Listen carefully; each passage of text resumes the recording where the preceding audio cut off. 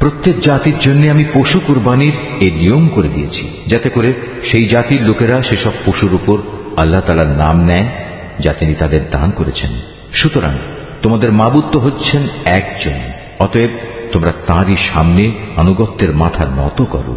হে নবী, তুমি আমার বিনীত বান্দাদের সাফল্যের সুসংবাদ দাও।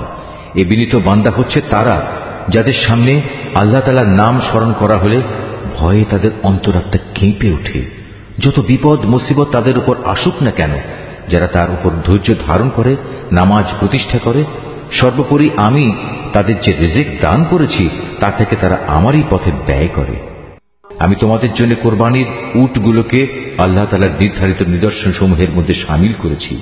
এতেই তোমাদের যাবতীয় মঙ্গল নিহিত রয়েছে।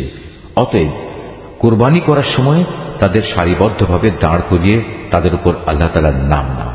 অতঃপর জবাই শেষে তা যখন একদিকে পড়ে যায়, তখন তোমরা তার গোশত থেকে নিজেরা খাও, যারা এমনি আল্লাহর রিজিকে সন্তুষ্ট আছে তাদের, এবং যারা তোমার কাছে সাহায্য প্রার্থী হয় এদের সবাইকে খাওয়াও। এভাবেই আমি এদের তোমাদের অধীন করে দিয়েছি, যাতে তোমরা এজন্য আল্লাহ তাআলার শুকর আদায় করতে পারো। আল্লাহ তাআলার কাছে কখনো কোরবানির গোশত ও রক্ত পৌঁছায় না। হ্যাঁ,